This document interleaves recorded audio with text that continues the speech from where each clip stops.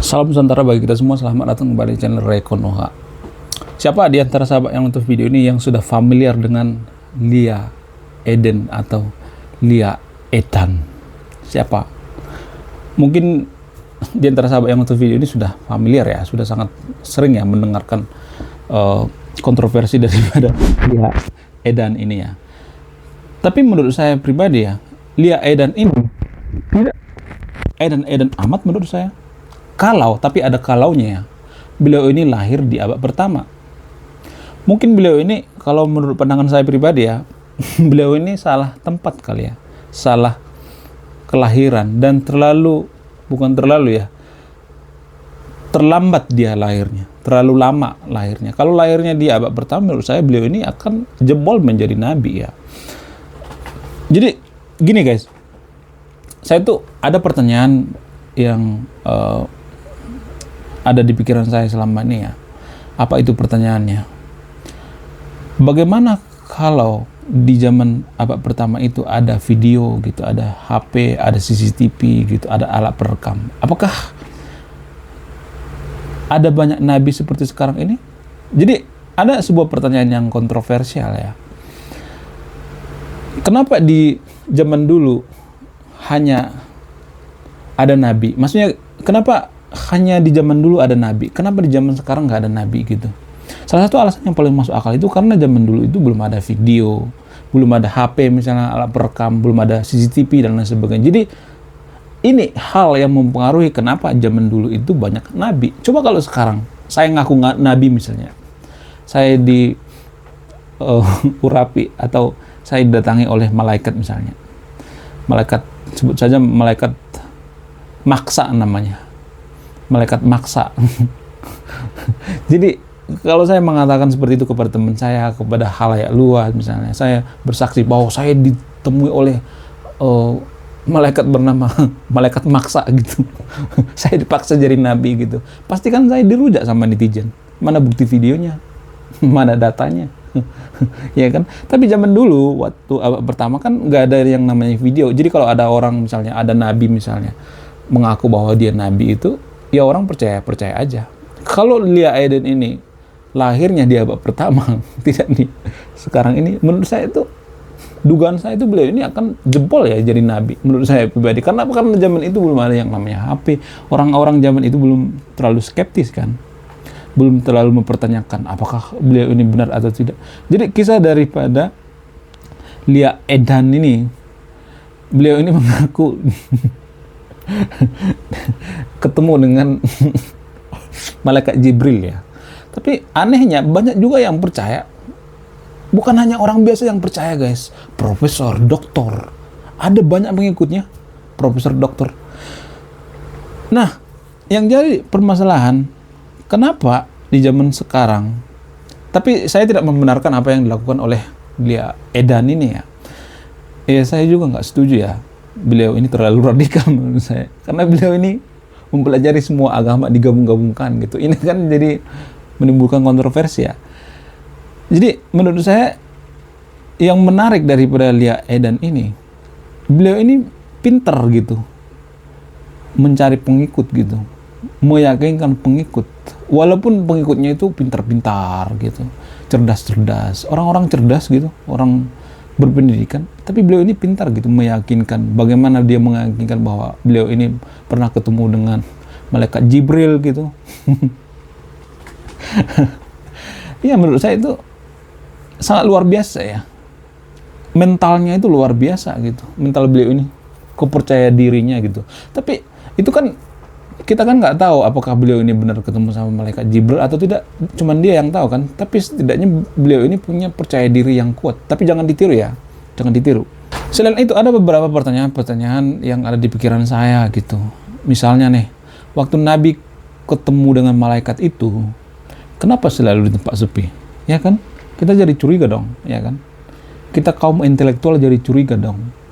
Kalau misalnya dia ketemu dengan Nabi atau malaikat ketemu dengan Nabi itu, kenapa nggak di tempat ramai aja? Terang-terangan aja gitu. Jangan sembunyi-sembunyi.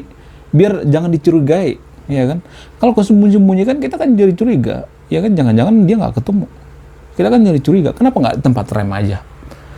kalau misalnya dia ketemu di tempat sepi atau sembunyi itu, kita berpikir jangan-jangan ada yang sembunyikan gitu. Kita kan jadi berpikir seperti itu.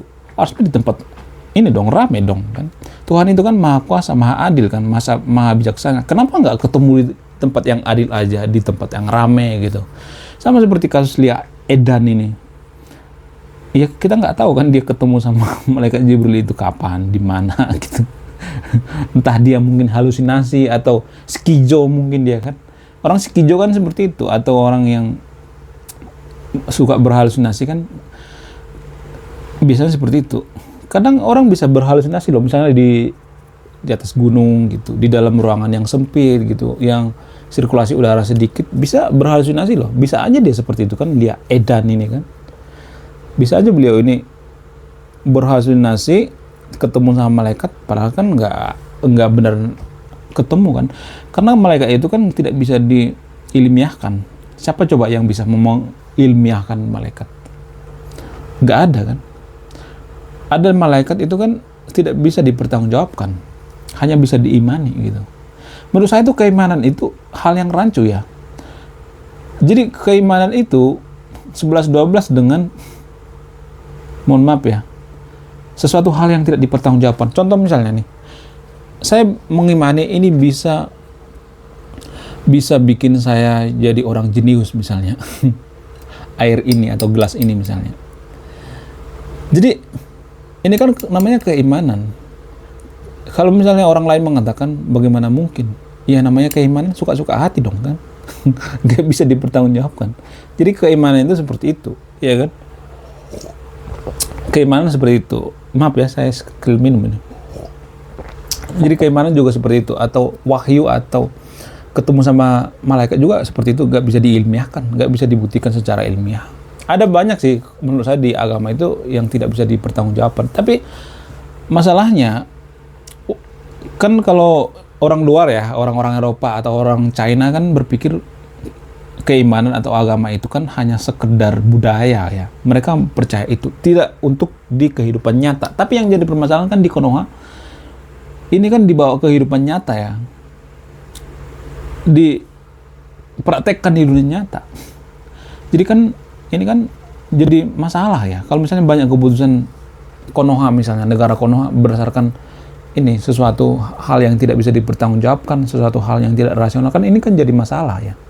Ini mempengaruhi kemajuan suatu bangsa loh, mempengaruhi IQ kita, mempengaruhi mindset kita, mempengaruhi SDM kita. Kalau banyak di suatu negara itu orang yang halu gitu, yang berhalusinasi misalnya, percaya hal-hal yang tidak bisa dipertanggungjawabkan, maka keputusan kita juga akan seperti itu, tidak bisa dipertanggungjawabkan. Ada banyak kok keputusan warga Konoha atau pemerintah Konoha yang tidak bisa dipertanggungjawabkan. Ada banyak kok. Seperti pawang hujan misalnya. Coba di antara siapa yang nonton video ini, siapa yang dulu pernah nonton MotoGP di Konoha?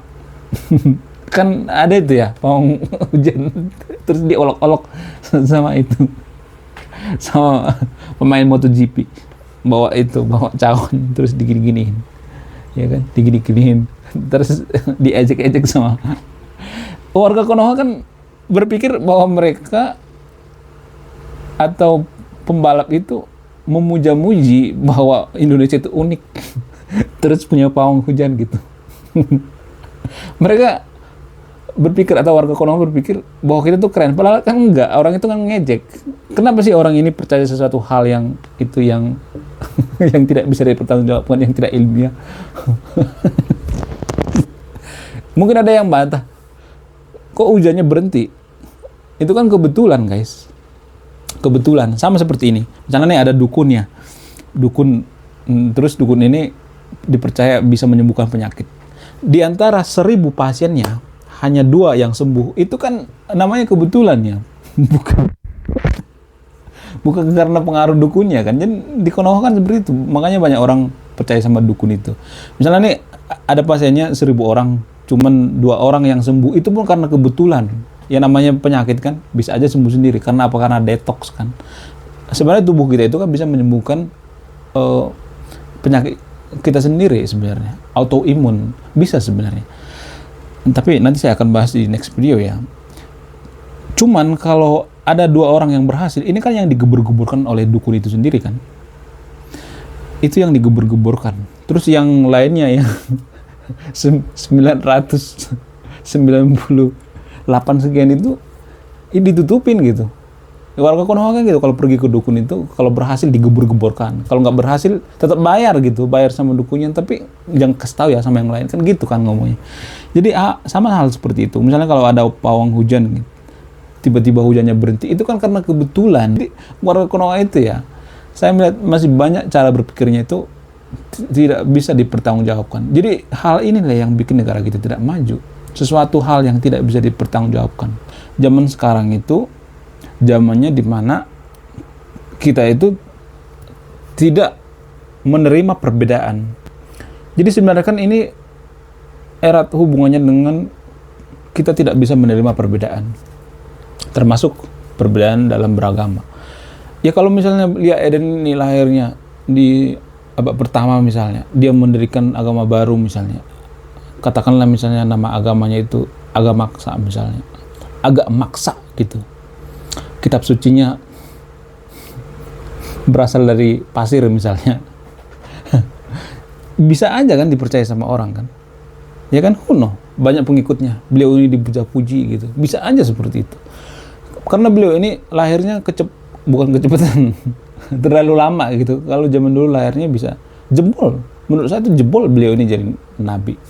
Jebol, pasti jebol lah, karena zaman itu kan belum ada orang yang terlalu skeptis gitu.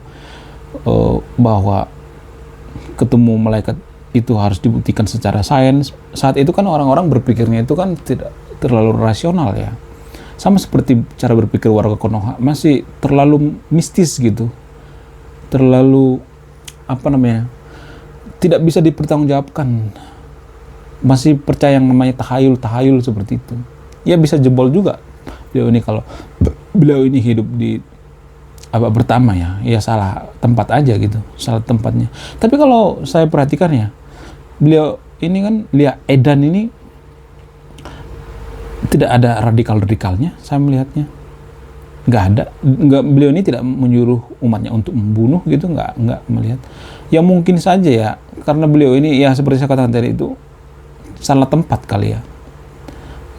Lahirnya di Konoha kan, coba kalau lahirnya di sana di Timur Tengah, ya bisa aja jebol beliau ini jadi nabi, tertulis gitu di kitab suci gitu, disucikan gitu. Ada seorang nabi bernama Lia. Beliau ini adalah nabi yang sangat luar biasa, bisa menggabungkan beberapa agama sekaligus gitu. Pluralis gitu. Beliau ini kan mempelajari agama sekaligus gitu kan. Kan konyol ya. Ya kan, tapi jangan ditiru ya, jangan ditiru seperti yang dilakukan oleh Mbak Lia Edan ini. Dan yang saya sayangkan itu kenapa sih banyak pengikutnya ya, orang-orang yang terpelajar juga ya. Jadi saya tuh jadi curiga ya, orang-orang terpelajar di Konoha itu, saya jadi curiga, apakah beliau orang-orang ini benar-benar terpelajar, kenapa tidak bisa menggunakan pemikiran-pemikiran yang rasional gitu, tidak mempertanyakan, lu ketemu malaikat Jibril itu di mana gitu.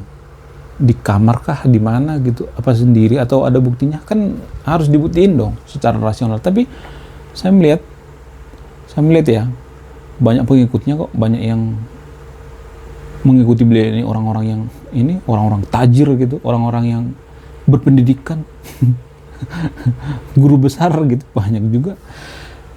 Jadi gini guys, menurut saya kalau saya analisis ya, kenapa banyak pengikutnya Lia Edan ini?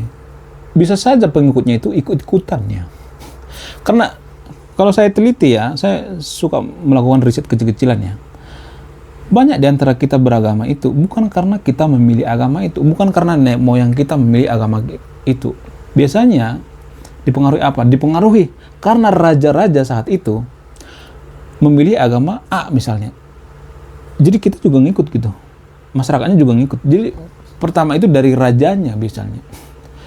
Padahal kan raja kan manusia juga, bisa aja dia salah menganalisis gitu, apakah agama ini baik atau tidak. Jadi pada dasarnya agama itu kita anut itu bukan karena kemauan kita sendiri. Kita juga sebenarnya kalau lahir itu kan ateis ya, nggak beragama. ortu kita lah yang memberikan agama kepada kita. Menurut saya itu agama itu soal kelahiran gitu. Jangan terlalu digembur-gemburkan kalau sudah beragama gitu. Kalau kita lahirnya di Afrika misalnya, bisa aja kita beragama yang ada di sana kan, bisa aja kita beragama lain gitu. Kalau kita lahirnya di Papua misalnya, bisa aja kita beragama Kristen kan. Kalau lahirnya di luar negeri misalnya, bisa aja kita jadi agnostik kan, di Eropa misalnya. Kalau lahirnya di Thailand misalnya, bisa aja kita beragama Buddha. Kalau lahirnya di Filipina, bisa aja kita jadi Kristen. Kalau lahirnya di Arab Saudi, bisa aja kita beragama Muslim kan. Jadi agama itu soal kelahiran sebenarnya. Sebenarnya kita itu tidak benar-benar memilih agama kita itu apa. Bahkan kita tidak dikasih waktu untuk mempelajari semua agama. Harusnya kan kalau kita mengatakan bahwa ini agama ini yang paling sempurna, agama ini yang paling baik, harusnya kita mempelajari agama dulu kan sebelumnya gitu. 4 atau 5 agama baru kita mengatakan ini sempurna. Sama seperti minuman misalnya. Bagaimana mungkin kita mengatakan bahwa minuman air putih seperti ini adalah minuman yang paling sempurna kalau kita tidak meneliti ada minuman lain gitu, ya kan, yang lebih baik, misalnya susu kan lebih baik kan dari air putih. Ada teh yang nikmat misalnya. Kalau kita cuma mempelajari satu, kita cuma taunya cuma air minum ini, air putih ini, kita tidak berhak mengatakan bahwa ini adalah minuman yang paling sempurna. Agama juga seperti itu, kita tidak berhak mengatakan bahwa agama ini yang paling sempurna kalau kita tidak mempelajari agama yang lain. Nangkap nggak kira-kira bedanya, logikanya, cacatnya? Menurut saya itu pemikiran-pemikiran yang harus ditingkatkan ya di Konoha. Kalau kita mau maju itu, kita harus berpikir rasional gitu. Jangan berlebihan deh dalam beragama, karena agama itu soal kelahiran gitu. Kalau kita lahirkan di tempat yang berbeda, agama kita bisa jadi beda. Contoh nih, saya lahir di Konoha misalnya, mayoritas Muslim. Kalau misalnya saya dibawa ke Belanda misalnya, bisa aja saya jadi Kristen kan, ya kan? Baru lahir terus diadopsi misalnya di sana, bisa aja saya jadi Kristen kan. Jadi agama itu soal kelahiran, bukan pilihan kita. Kalau bisa ya dipelajari lah gitu. Kalau kita mengatakan bahwa agama kita yang terbaik itu, kita pelajari dulu gitu. Jangan ujuk-ujuk kita didoktrin, agama kita yang terbaik seluruh dunia. Dunia menggeleger gitu. Sungguh tidak masuk akal menurut saya pribadi. Oke? Jadi pada intinya menurut saya itu jangan ditiru ya Lia Edan ini. Jangan ditiru ya. Walaupun beliau ini salah tempat, salah lahir atau salah dalam kondisi ya, bisa aja beliau ini jadi nabi kalau lahirnya zaman dulu ya. Oke, sekian video ini, saya Ray Konoha, salam rasional.